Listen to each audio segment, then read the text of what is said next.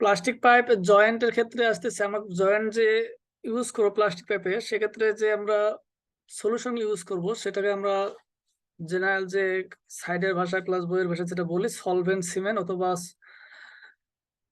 Premier. আর এটা বিভিন্ন company বিভিন্ন নামে ইউজ করে, যেমন সলভেন্ট, এখানে ইয়ে লেখা আছে ইল্ড নামে জয়েন্ট, হ্যাঁ, ব্র্যাকেটে। এটা ইয়েলো কালার হতে পারে, আবার বেগুনি কালার হতে পারে, অরেঞ্জ কালার হতে পারে। এই কালারের এই কোড গুলা, যেমন এখানে ড্রয়িং এ যেটা দেখতেছি আমরা, আহ, এখানে একটা দেখা যাচ্ছে বেগুনি কালারের মতো, হ্যাঁ, হালকা বেগুনি কালার। তো পাইপ জয়েন্টের ক্ষেত্রে মনে রাখতে হবে পাইপের যে সারফেস গুলো আছে, এবং সেটা সুন্দর করে পাইপটা কাটানোর পর সুন্দর করে সেটা মসৃণ করে নিতে হবে। যেটা আমরা সবসময় সাইডে যখন কাজ করার ক্ষেত্রে আমরা দেখি যে কিছু কিছু পাইপের মধ্যে পাইপ কাটার পর ভেতরে অনেক, এর গায়ে অনেক ইয়ে লেগে থাকে, মানে গুঁড়া গুলো লেগে থাকে, পাউডার গুলো লেগে থাকে। এর কারণে কি হয়, যে কোনো মানে পাইপের যে সারফেসটা সেটা ভালোভাবে কিন্তু জয়েন লাগতেছে না, হ্যাঁ, যে কোনো একটা সময় ওর মধ্যে ডিফেক্ট আসতে পারে। এই জন্য খেয়াল রাখতে হবে যেন পাইপের সারফেসটা খুব মসৃণ হয় পাইপ কাটার পর। এবং এবং সেটা জয়েন দেওয়ার সময় আমাদের কি করতে হবে, যে এর যে কলারটা আছে, এখানে আমাদের দেখতে পাচ্ছি যে এই জায়গার একটু নর্মাল আছে, এই জায়গাটা একটু একটু বড়, তাই না? এটা হচ্ছে পাইপের কলারটা। তো এখানে যে কলার পর্যন্ত মাপ নিয়ে আমাদের পাইপের যে মূল পাইপটা যেটা আমরা ওর মধ্যে জয়েন করব, সেই পাইপে আহ আমাদেরকে ইয়ে করতে হবে, মানে সলভেন্টটাকে ভালো করে মিশাই দিতে হবে,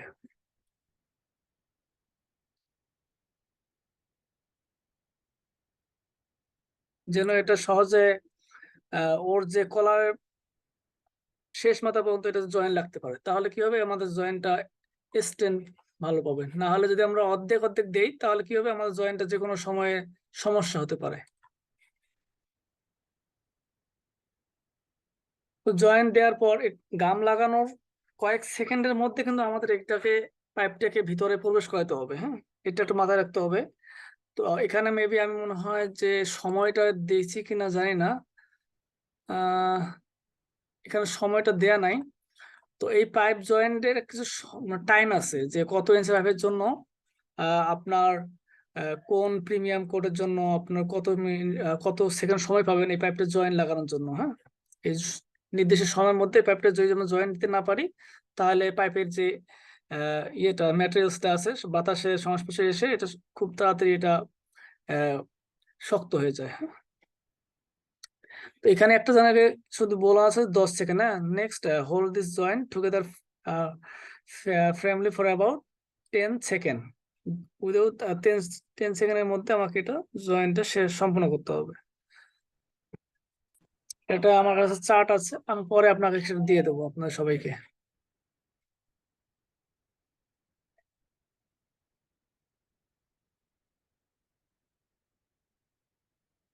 জয়েন্টের ব্যাপারে কোনো কোয়েশ্চেন আছে? এটা কিন্তু সিম্পল একটা ইজি জিনিস, এটা আমরা সবাই সাইটে গিয়ে একটা এক্সপিরিয়েন্স সবাই নিয়েছে যে জয়েন্ট গুলো কিভাবে করা হয়। জাস্ট যখন প্লাম্বাররা কাজ করবে, আমরা সুপারভাইজ করব, এই জিনিসগুলো আমরা মানে খেয়াল রাখবো যে আসলে জয়েন্ট গুলো প্রপারলি দিচ্ছে কিনা। আর জয়েন করা বিশেষ করে সিপিভিসি পাইপ যখন জয়েন করবে, তার আগে ক্লিনার দিয়ে পাইপটাকে ক্লিন করে নিতে হবে। এখানে ক্লিনারের জন্য আলাদা প্রিমিয়ার ক্লিনার পাওয়া যায়, ওটাতে ক্লিন করার পর তারপর সলভেন্ট সিমেন্ট দিয়ে ওটাকে জয়েন করতে হবে। আর ইউপিভিসির ক্ষেত্রেও সেম, পরিষ্কার করে ওখানে আপনি ক্লিনার ইউজ না করলেও হবে, বাট ওটাকে যে পাউডারটা লেগে থাকবে সেটা সুন্দর করে পরিষ্কার করে তারপরে সলভেন্ট দিয়ে আমরা ওটাকে জয়েন করব। তারপর ওটা ব্যাপার আছে সাপোর্ট, ভার্টিক্যাল পাইপ অথবা হরিজন্টাল পাইপ, যে পাইপ হোক না কেন, এটাকে আমার কিছু সাপোর্ট লাগে। ভার্টিক্যাল যেমন সাপোর্টটা জরুরি, হরিজন্টালি ভার্টিক্যাল দুটেই আমাদের দরকার। কারণ যদি আমরা যে পাইপটা লং ডিস্টেন্সে নিয়ে যাচ্ছি হরিজন্টালি, সিলিং দিয়ে হয়, সেক্ষেত্রে আমাদের অবশ্যই সাপোর্ট লাগবে। আর ভার্টিক্যালি যে রাইজার দিয়ে যে পাইপটা আমাদের উঠাবো, সেক্ষেত্রে অবশ্যই আমাদেরকে সাপোর্ট লাগবে, না হলে পাইপটা ডাইনামিক কারণে এটা পানির ভারের কারণে এটা মানে সরে যেতে পারে নির্দিষ্ট জায়গা থেকে এবং পরে গিয়ে ভেঙে যেতে পারে। তো এখানে পাইপের যে সাপোর্ট, সেই পাইপের সাপোর্ট কিছু নিয়ম কানুন দেয়া আছে, বিভিন্ন কোডের মধ্যে বিভিন্ন বলা আছে। সেক্ষেত্রে আমি একটা এখানে দেখাচ্ছি যে যদি আমাদের pipe size up to 40 mm মানে 1.5 ইঞ্চি এবং এর চেয়ে ছোট হয়, স্টিল পাইপ, সেক্ষেত্রে আমাকে দিতে হবে কি 3 মিটার অথবা 10 ফিট। এটা প্রথম ফিগারটা আছে মিটারে, দ্বিতীয় ফিগারটা আছে ফিটে। আর যদি এটা কপার পাইপ হয় সেক্ষেত্রে 1.8 মিটার অথবা 6 ফিট। যদি ব্রাশ পাইপ হয় সেক্ষেত্রে 2.4 মিটার অথবা 8 ফিট। আর যদি প্লাস্টিক পাইপ হয় সেক্ষেত্রে 1.2 মিটার বা 4 ফিট। এটা হচ্ছে স্মলার, 40 থেকে তার উপরে মানে নিচে, হাফ ইঞ্চি থেকে 40 ভাই সাপোর্টটা কেমন হবে, মানে এটা বুঝতেছি না আসলে। সাপোর্টটা 3 মিটার সাপোর্ট যেটা বলতেছেন, মানে এটা কিরকম হবে? এটা হচ্ছে আমাদের যে হরিজন্টাল যে পাইপ গুলো যাবে, মানে আমরা যখন সাইডে কাজ করি, হ্যাঁ, তখন মনে করি আবার একটা ফ্লোরের একটা এটা হচ্ছে ভার্টিক্যাল লাইন, এটা আমার সিলিং এর মধ্যে রান করতেছে এই পাইপটা, হ্যাঁ। আমরা এখান থেকে তো জয়েন্ট গুলো দেবো, তাই না? যদি এখানে কোনো ইয়ে না থাকে, মেইন যে আমার সিলিংটা আছে, মেইন সিলিং থেকে আমাদেরকে সাপোর্ট দিতে হবে এইটাকে ধরে রাখার জন্য, হ্যাঁ। আর যেটা আমাদের ওয়াশরুমের উপর দিয়ে যাবে সিলিং দিয়ে, কিছু কিছু পাইপ যেমন সাপ্লাই আছে, সেগুলো কিন্তু আমাদের এই সিলিং এর উপর দিয়েই যাবে, হ্যাঁ। আর যে ওয়েস্ট পাইপ গুলো আছে, যদি আমাদের লং ডিস্টেন্সে আসে, রাইজারে নেমে যায়, সেক্ষেত্রে আমাকে এইখান থেকে সিলিং থেকে সাপোর্ট দিতে হবে। আমি নিচে আবার চিত্র দেখাবো, সমস্যা নেই, হ্যাঁ। এই সাপোর্টটা দিতে হবে। এই সাপোর্টের ডিস্টেন্সটা যদি আমাদের ছোট পাইপ হয়, হাফ ইঞ্চি থেকে 40 mm ডায়ার, সেটা বিভিন্ন পাইপ হতে পারে, স্টিল, কপার, ব্রাশ, প্লাস্টিক, বিভিন্ন পাইপের ক্ষেত্রে ডিস্টেন্সটা বিভিন্ন রকম হবে। কারণ মনে করেন যে হাফ ইঞ্চি যে পাইপটার মধ্যে যে পাইন থাকবে, যে ওজনটা থাকবে, এটা 4 ইঞ্চি বা 1.5 ইঞ্চি পাইপের যে ওজনটা থাকবে সেটা অনেক বেশি, তাই না? সেক্ষেত্রে আমার কিন্তু এই যে হাফ ইঞ্চি ক্ষেত্রে কি হচ্ছে, হাফ থেকে আপনার 1.5 ইঞ্চির মধ্যে 3 মিটার হলে আমার যথেষ্ট, মানে 10 ফিটের মধ্যে আমার সাপোর্ট দিলে যথেষ্ট। যখন আমার পাইপটা সাইজ বাড়বে, ভার বাড়বে, সেক্ষেত্রে আমার কিন্তু এটা বাড়তে পারে।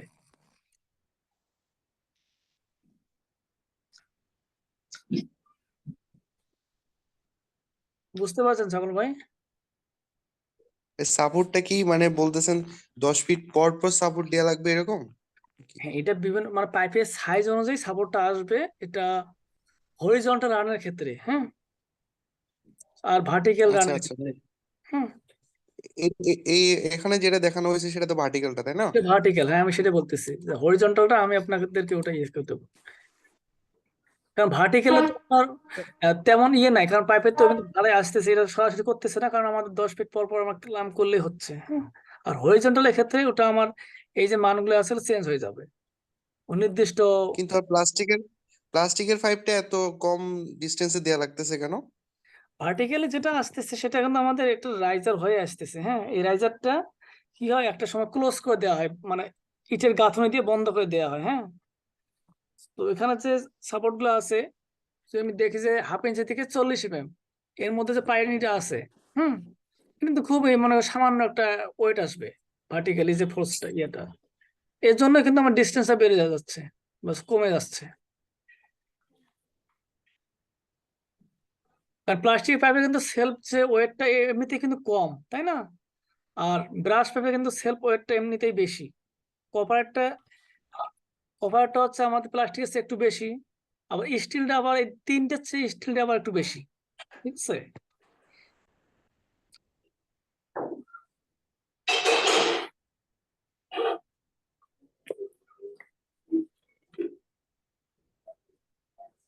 বোঝাতে পারছি ভাই?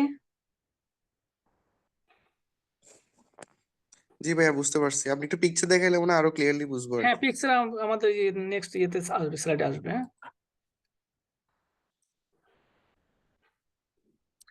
আবার আছে হ্যাঙ্গার সাপোর্ট রড, হ্যাঁ।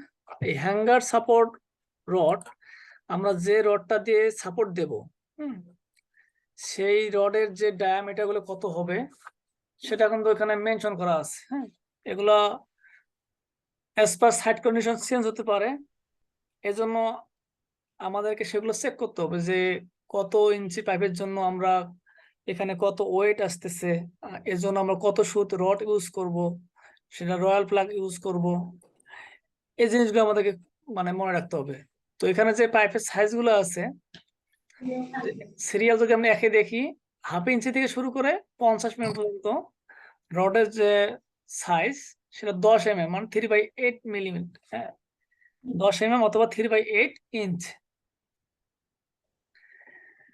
তারপর যদি আমরা দেখি যে 62 অথবা আমরা যেটাকে 2.5 ইঞ্চি বলি, হ্যাঁ, 2.5 ইঞ্চি থেকে 100 পর্যন্ত, মানে 4 ইঞ্চি পর্যন্ত, তাহলে এটা আসবে কত আমাদের 12 mm, মানে হাফ ইঞ্চি ড্যাশ যে পাইপ ড্যাশ রড সেটা ইউজ করব।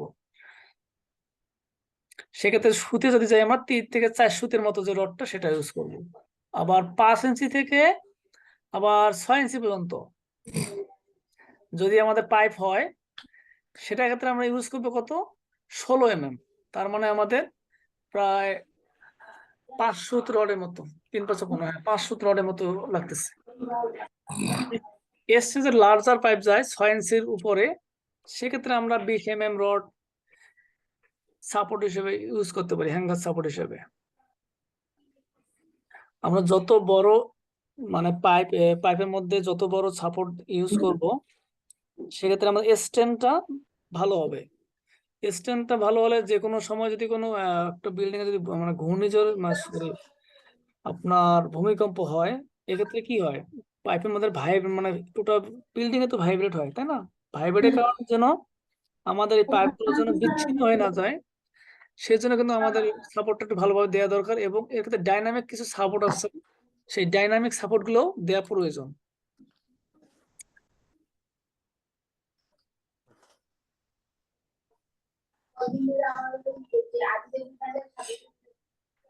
ঠিক আছে।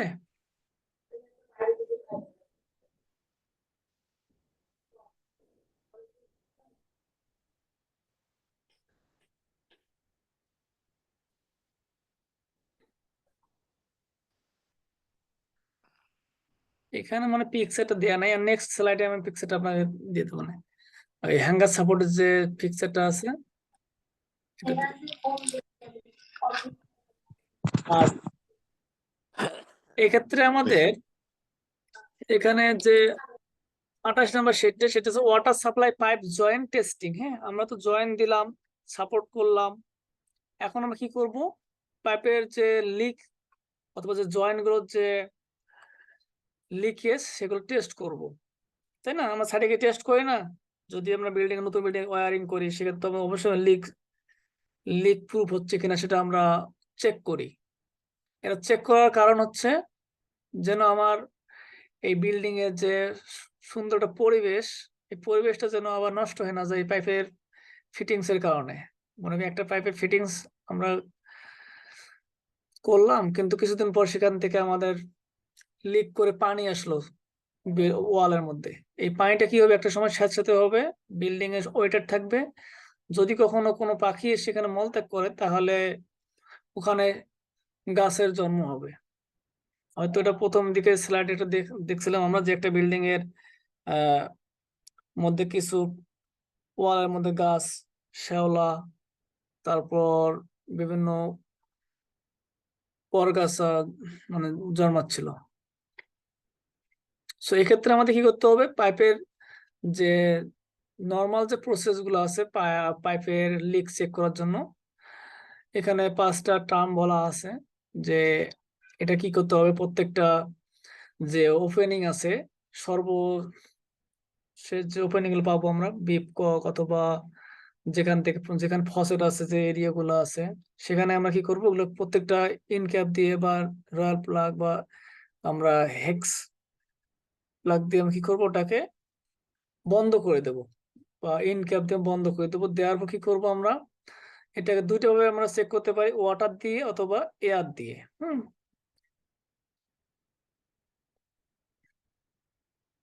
তারপর হচ্ছে কি বলা হচ্ছে 4 নম্বর, ইনক্রিজ দ্য প্রেশার। তার মানে কি, প্রেশারের মাধ্যমে আমরা এটাকে চেক করব, সেই প্রেসারটা কত দিব আমরা। এখানে বলা আছে যে 1.5 times of the pressure which pipe system to be operated on 125 psi। এটা কি করতে হবে, একবার অথবা তার অর্ধেক টাইম কি করতে প্রেসার দিয়ে এটা চেক করতে পারি, অথবা মানে প্রেসার অপারেট করে চেক করতে পারি, অথবা 125 psi। তাই এটা অনেক সময় আমরা 150 দিয়েও করতে পারি, যদি পাইপের মান ভালো হয় সেক্ষেত্রে আমরা 150 দিয়ে করতে পারি। আমরা কি জানি যে একবার সমান সমান কত পিএসআই?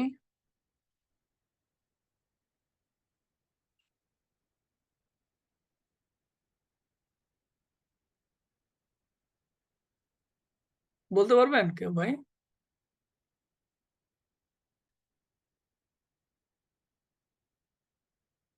হ্যালো,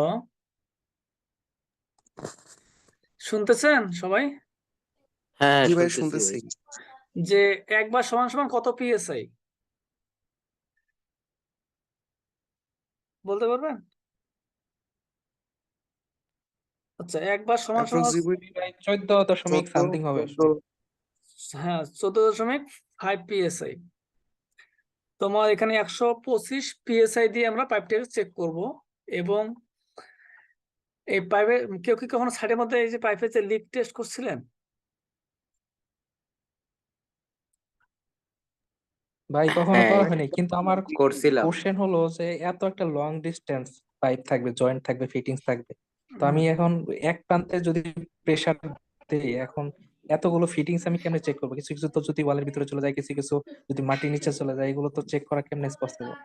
একটু যদি একটা পিকচার টিকচার দিলে একটু সুবিধা হতো আর কি। আমি বলি, হ্যাঁ পিক্সেল তো অবশ্যই ওদিকে আমি সামনের দিকে আসতেছি। এখানে কিন্তু বলা আছে যেখানে সবগুলো তো আমার মাটির তলে চলে যায় না, আর মাটির তলে কোনো কখনো আমাদের ইয়ে থাকে না। হ্যাঁ, জয়েন্ট তো আমাদের আছে, আমরা এটাই টেস্ট করব। আমাদের বেসিক্যালি যে জয়েন্ট গুলা বিল্ডিং এর ওয়ারিং এর ক্ষেত্রে ইন হাউস যে আমাদের ডিজাইনটা হচ্ছে, মানে ওয়াশরুমের, তারপর আমাদের মাস্টার প্ল্যানের, আমাদের ওপেনিং যে জায়গাগুলো আছে, আমরা যেখানে ফসেটে পানি নিচ্ছি, যেখানে পানি দিচ্ছি, হ্যাঁ এখানে আমাদের কি করতে, এখানে প্রথম অফ করতে হবে ইনকেপ দিয়ে। আপনার কথা ঠিক আছে, কারণ মাটির তলে তো আপনি জয়েন করছেন। হ্যাঁ, যখন আপনি প্রেসারটা দিবেন তখন কিন্তু আপনি ইয়ে করতে পারবেন। হাই প্রেসার যখন দিচ্ছেন, যদি নর্মালি আপনার কি করা হয়, পাইপ যখন লেইং করা হয়, মানে যখন পাইপ শোয়ানো হয়, এটা চেক না করে কখনো কিন্তু মাটির নিচে ডাম করা হয় না। হ্যাঁ, প্রথমে রাউটিংটা, যদি আন্ডারগ্রাউন্ডের কথা বলি, প্রথমে মাটির মানে মাটি কেটে পাইপটাকে জয়েন্ট দিয়ে সাজানো হয়, তারপর প্রেসার চেক করার পর এটাকে মাটির নিচে ডাম করা হয়। আচ্ছা ঠিক আছে ভাই। সাউন্ড আসতেছে কি কোথা থেকে জানি। আর উপরে গুলো তো আমাদের সবগুলো আমাদের ভিজিবল, যে কোথায় কোথায় আমরা ওপেনিং রাখতেছি সেখানে আমরা বন্ধ করে কিন্তু প্রেসারটা দেখতে পারবো, যে প্রেসার যে প্রেসার দিলাম অ্যাকচুয়াল প্রেসার থেকে কত প্রেসার লস হচ্ছে, সেক্ষেত্রে আমরা বুঝতে পারবো যে যেহেতু পানি লিকেজ করলে পানি আসবে, সেই জায়গাটা আমরা আবার সারাই নিতে পারবো। ক্লিয়ার? জি ভাই ক্লিয়ার। তো এখানে যে প্রেসার যে ডেভেলপিং যে ইনস্ট্রুমেন্ট, এটা দিয়ে বেসিক্যালি তো ম্যাক্সিমাম জায়গায় এইগুলো ইউজ করে কিন্তু প্রেসার দেয়, তাই না? আমরা যেমন আগে যেমন সাইকেলে, এখনো সাইকেলে যেমন পাম্প দিতাম ছোটতে, এইরকম কিন্তু ইউজ করতাম, তাই না? সেম ওই রকম একটা জিনিস, যে এটা হাইড্রোলিক একটা প্রেসার, হাইড্রোলিক একটা ডিভাইস, এটা দিয়ে আমরা পানির মধ্যে দিয়ে এটাকে আমরা সম্পূর্ণ বিল্ডিং এ পানি পৌঁছে এবং প্রেসারটা ক্রিয়েট করতে পারি। তো এটা ক্ষেত্রে কি হতে, একটা বালতি লাগে, বালতির মধ্যে পানি থাকে, সাকশনটা যেখানে বালতি থেকে পানি নেয়, তারপর এখানে একটা গেট ভালভ আছে বা বল ভালভ, যে কোনো একটা ইউজ করতে পারি। তারপর হচ্ছে প্রেসার গেজ, যেটার মাধ্যমে আমরা প্রেসারটা কাউন্ট করব। তারপর হচ্ছে আমাদের delivery and the connected to the pipe, এই পাইপটা যে কানেক্ট হবে আমাদের যে মূল যে পাইপটা, যে পাইপগুলো আমরা চেক করব, সেই পাইপের সাথে কানেক্ট করে ভালোভাবে আমরা এটাকে জয়েন করে দেবো। তারপর আমাকে লিভারটাকে উঠানামা করব, যতক্ষণ না পর্যন্ত আমাদের কাঙ্ক্ষিত যে প্রেশারটা দরকার সেই প্রেশারটা আমরা না পাচ্ছি। হ্যাঁ, এইটা প্রেশার দেওয়ার পর এটাকে মিনিমাম আমাদের যে চেকিং সেটা হতে পারে 3 থেকে 6 ঘন্টা 7 ঘন্টা। এমনও প্রজেক্ট আছে যেখানে আমাদের সফিস্টিকেট ডিজাইন, সেক্ষেত্রে আমরা বলি যে 8-10 ঘন্টা প্রায় 12 ঘন্টা প্লাস 24 ঘন্টা পর্যন্ত আমরা রাখতে বলি। এগুলো বিভিন্ন ডিজাইনের ক্ষেত্রে বিভিন্ন কনসিডারেশন চলে আসে। তো এক্ষেত্রে আবার দিয়ে পেশাতে দিয়ে রাখলাম, আবার চেক করবো না তা না, এটা প্রত্যেকটা 1 ঘন্টা পর পর অথবা 2 ঘন্টা পর পর অথবা 4 ঘন্টা পর পর এটা আমাদের একটা মান নিতে হয় যে ঠিক আছে কিনা। যদি আমি 12 ঘন্টা নিতে চাই তাহলে আমরা অবশ্যই 3 ঘন্টা পর পর আমরা নিতে পারবো। আর আর এক্ষেত্রে একটা জিনিস মাথায় রাখতে হবে, অফিস আওয়ার অথবা ওয়ার্কিং যে টাইমটা তার মধ্যে এটাকে মানটা নিলে ভালো হয়। কারণ আমরা তো মনে করি যে সকাল 9টা থেকে বিকাল 6টা বা 7টা পর্যন্ত, 8টা পর্যন্ত আমরা কাজ করি সাইটে। সেক্ষেত্রে আমরা এর মধ্যে 2বার বা 3বার নিলাম।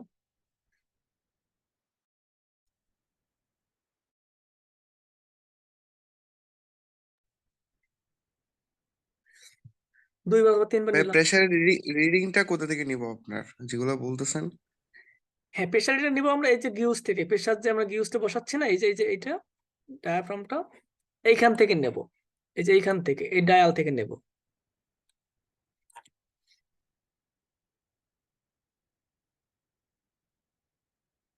কারণ আমরা যখন প্রেশার দেবো তখন এইখানে কিন্তু আমরা শো করবে, আমরা এই ডেলিভারিতে আমার কত প্রেশার আছে, আমরা যে পাইপগুলো চেক করবো না, এইখানে সে প্রেশারটা শো করবে। এটা মূলত আমাদের প্রেশার আছে 0। হ্যাঁ, এইখানে আছে মনে করো আমার 100। এখানে আমার আছে 100, এখানে আছে মেবি আমার মনে 150। হ্যাঁ, 150। তো আমার যখন প্রেশার আমি সেট করতেছি যে আমার 105 অথবা 80, যেটাই করি না কেন, আমি যখন সম্পূর্ণ প্রেশারটা দিলাম, এই প্রেশারটা কত লস হচ্ছে বা আদৌ হচ্ছে কিনা, হ্যাঁ, এই অ্যাবসলিউট প্রেশারটা আমি লিখে রাখবো যে কত ঘন্টা পর আমি মানটা নিছি, সে মানটা লিখে রাখবো।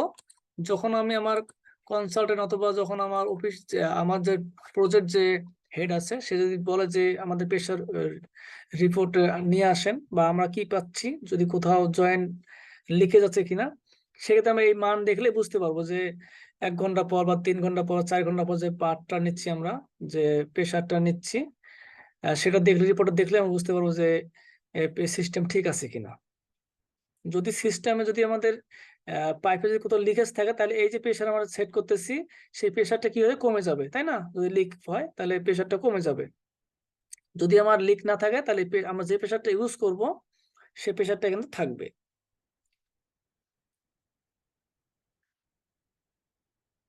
সেক্ষেত্রে আর একটা কথা আছে যে যদি আমাদের এমন হয় যে পাইপের মধ্যে আমরা যদি 120 PSI দিয়ে রেখেছি বা এটা 24 ঘন্টার মধ্যে মনে করো যে আমার মিনিমাম 1 PSI লস হচ্ছে, ঠিক আছে, 1 বা হাফ PSI লস হচ্ছে, যেটাকে মাইনর লস, হ্যাঁ, যেটা আমাদের এমন একটা জায়গা হচ্ছে, সেটা কি কোথায় আমরা বুঝতে পারতেছি না, বাট যে জয়েন্ট গুলো আমরা দিচ্ছি, মানে যে ইনক্যাপ গুলো লাগাচ্ছি, সেগুলো থেকে আমরা নিতে পারে, লিক নিতে পারে, সেক্ষেত্রে আমরা ইগনোর করতেই পারি। বাট আমরা এটা ইগনোর না করাটাই আমাদের বেটার হবে। সেটা যদি খুঁজে পাই সেটা আমরা দেখবো যে এটা সারানো সম্ভব হয় কিনা। হ্যাঁ,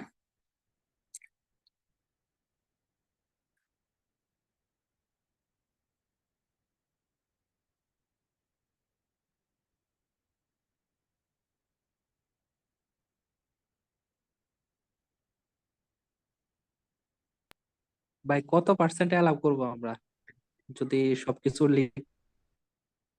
এটা আমরা দুই ঠিকঠাক মানে থাকে? যদি আমরা বলি যে আমাদের এন্ড সাইডে কিংবা যে হ্যাঁ,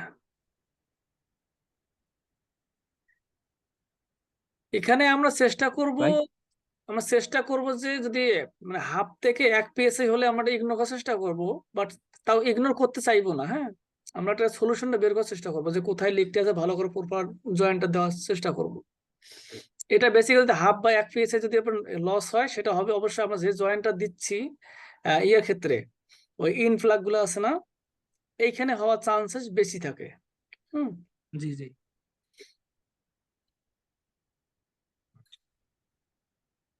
নেক্সট স্লাইডে যাই। হ্যাঁ, এখন আমরা পাইপ করলাম। আমরা এখন পাইপের ক্লিনিংটা দেখবো, যে আমরা তো আমাদের পাইপে কি করলাম, সাপোর্টিং করলাম, ওয়ারিং করলাম।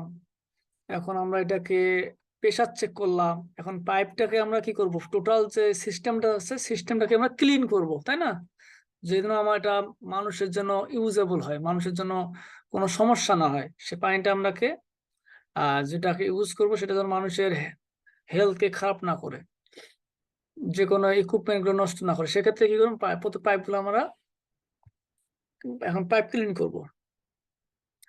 সেক্ষেত্রে কি কি করতে, নতুন পাইপ হলে অবশ্যই আমাদেরকে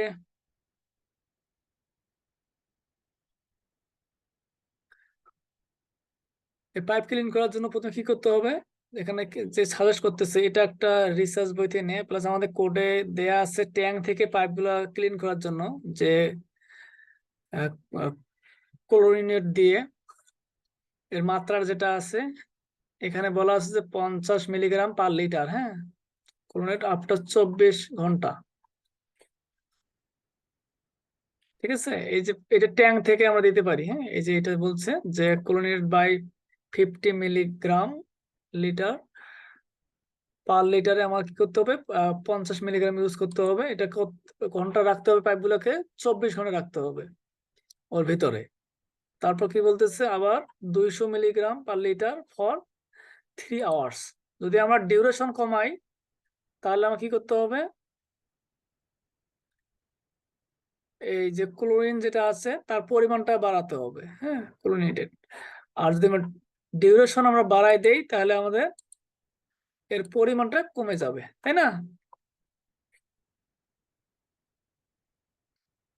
তারপর কি করছে, যে ব্রাঞ্চ গুলো আছে সেগুলো আমরা দেখবো যে প্রত্যেকটা ব্রাঞ্চের জন্য পানি আছে এখানে টেস্ট করবো আবার।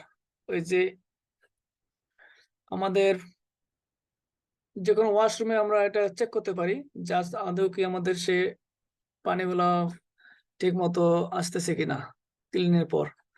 তারপর আরেকটা আছে ব্লিচিং পাউডার। হ্যাঁ, যেটাকে আমরা অনেক সময় ইউজ করে থাকি আমাদের ওয়াশরুমে অথবা বাসা বাড়িতে ইউজ করে থাকি।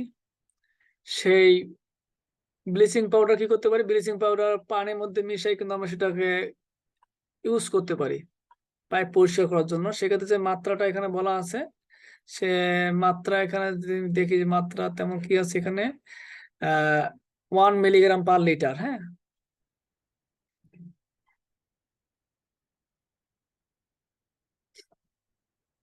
এখানে যে ব্লিচিং পাউডারের এটা দেয়া নাই, মানটা দেয়া নাই। তো এখানে আমাদের মতো আমরা নিতে পারি, বাট বেশি পরিমাণে ইউজ করলে এই ব্লিচিং পাউডারের গন্ধটা অনেক দিন পর্যন্ত থাকে, কয়েকদিন পর্যন্ত থাকে। হ্যাঁ, এটার পরিমাণটা একটু আমার দেখতে হবে যে কত আমরা দিতে পারি। আর নিচে বলতেছে ডিসইনফেকশন অফ ক্লোরিনেট ওয়াটার, ক্লোরিনেট কনসেন্ট্রেশন 1 মিলিগ্রাম/লিটার বা 1 ppm at the pH 7.5 and temperature 25 degrees Celsius to kill the various pathological organism।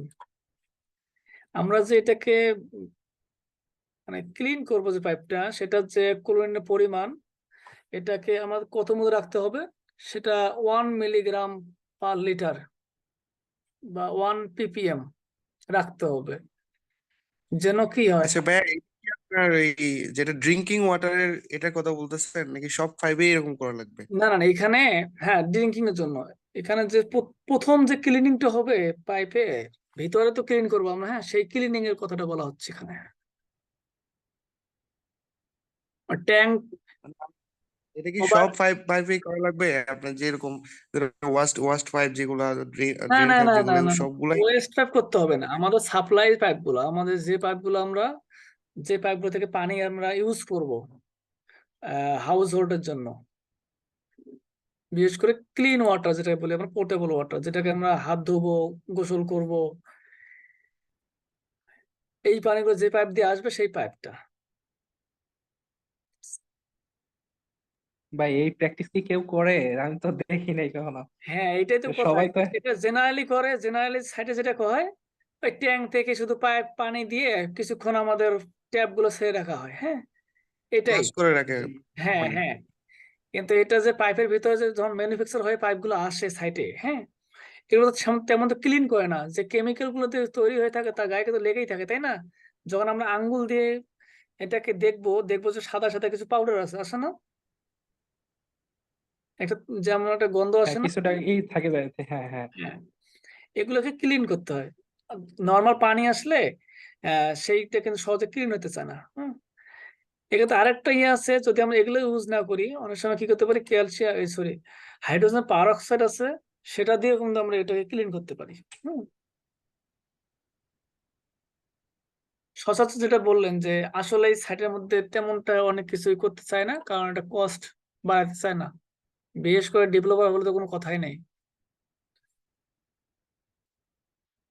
বিশেষ করে ডেভেলপার কোম্পানিগুলো এগুলো কাজ বেশি করে, যে যদি কোনো সফিস্টিকেট প্রজেক্ট না হয় তাহলে এত কিছু করতে চায় না।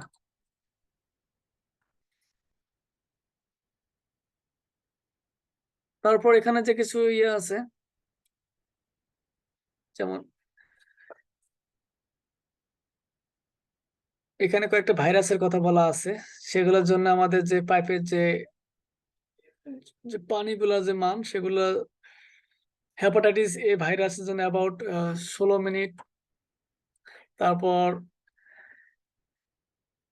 গিয়ারডিয়া প্লাস্টিস একটা ইয়ে আছে, ভাইরাস হচ্ছে প্যারাসাইট, এটার জন্য আসতেছে about 40 minute, 45 minute. Cryptosporidium about 9600 minute.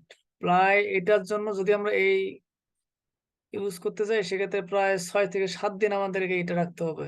এটা কি সম্ভব? কেউ রাখতে চায়? ইকোলির জন্য মিনিমাম আপনার দিচ্ছে যে 1 মিনিট। যদি ভাইরাস কিল করতে চাই তাহলে আমাদের এই প্রসেস গুলো মেনটেন করতে হবে। বাট আমরা যেটা দেখি সাইটের মধ্যে, এত কিছু তো করার টাইম দেখে না।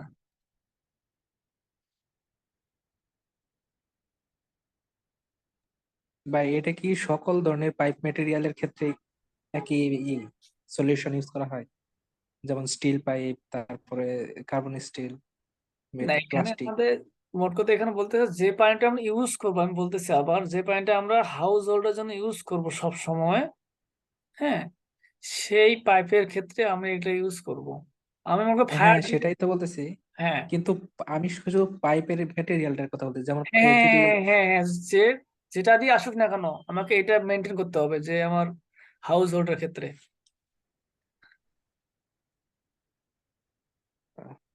আর ভাই যদি পুরাতন পাইপ হয়, যেমন আমি ইউজ করছি 2-3 বছর হয়ে গেছে, তখন সেটা ক্লিন করার কি সলিউশন একই নাকি ভিন্ন সলিউশন আছে?